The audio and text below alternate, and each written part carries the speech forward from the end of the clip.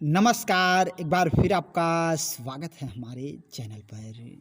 70 के दशक में जब देश में गरीबी, बेरोजगारी और भ्रष्टाचार की समस्या अपनी चरम सीमा पर थी, उस दौर में फिल्में ही लोगों का तनाव कम करने का एकमात्र साधन हुआ करती थी।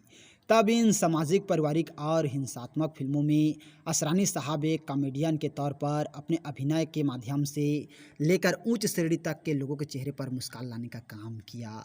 और दोस्तों, आज असरानी साहब 79 साल के हो रहे हैं, पर उनकी फिल्में आज भी दर्शकों का उसी तरह मनोरंजन कर रही है जैसे कि पहले किया करती थी। और असरानी साहब का जन्म 1 जनवरी 1941 में जयपुर राजस्थान में हुआ था और उनके 4 बहनें और 3 भाई हैं। असरानी साहब की शादी अभिनेत्री मंजू बंसल ईरानी से हुई है और असरानी साहब ने अपनी पत्नी के साथ कई फिल्मों में भूमिकाएं अदा भी की है। प्रारंभिक शिक्षा उनकी अपने गृहनगर के सेंट जेवियर स्कूल में हुई और उसके बाद उन्होंने अपनी स्नातक की पढ़ाई राजस्थान कॉलेज से पूरी की।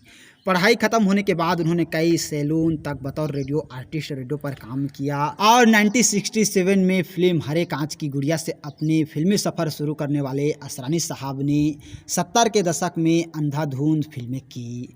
1973 में प्रदर्शित फिल्म अभिमान के जरिए असरानी साहब फिल्म इंडस्ट्री में अपनी पहचान बनाने में कामयाब हो गए और ऋषिकेश मुखर्जी के निर्देशन में बनी फिल्म अभिमान में असरानी साहब ने अमिताभ बच्चन के दोस्त की भूमिका निभाई थी।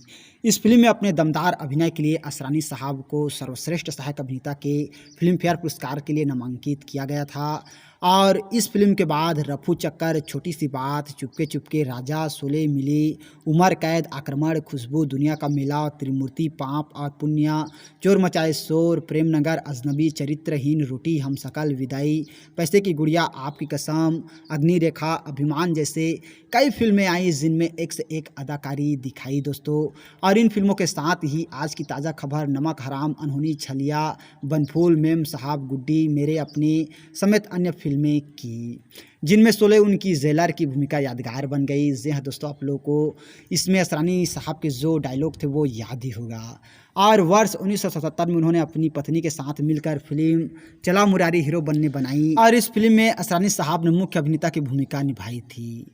फिल्म में असरानी के अपोजिट विंध्या गोस्वामी ने अपनी भूमिका निभाई थी और कॉमेडी से भरपूर इस फिल्म को दर्शकों ने बेहद पसंद किया था।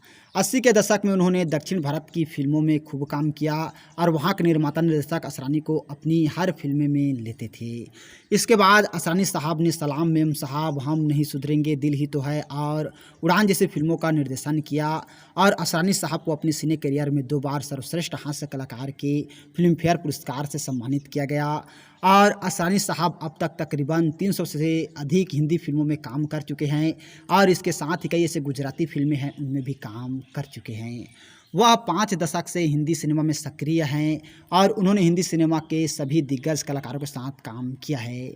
फिल्मी दुनिया में अभिनय के अलावा वह एक राजनीतिज्ञ भी हैं और उन्होंने साल 2004 में कांग्रेस पार्टी के सदस्यता ग्रहण की थी और लोकसभा चुनाव के दौरान उन्होंने पार्टी में काफ़ी बढ़ चढ़कर हिस्सा भी लिया। और देखते ही देखते आज असरानी साहब 79 साल के हो गए हैं, तो हम लोगों की तरफ से बॉलीवुड के सुप्रसिद्ध कॉमेडियन एक्टर असरानी साहब को जन्मदिन की बहुत बहुत बधाई।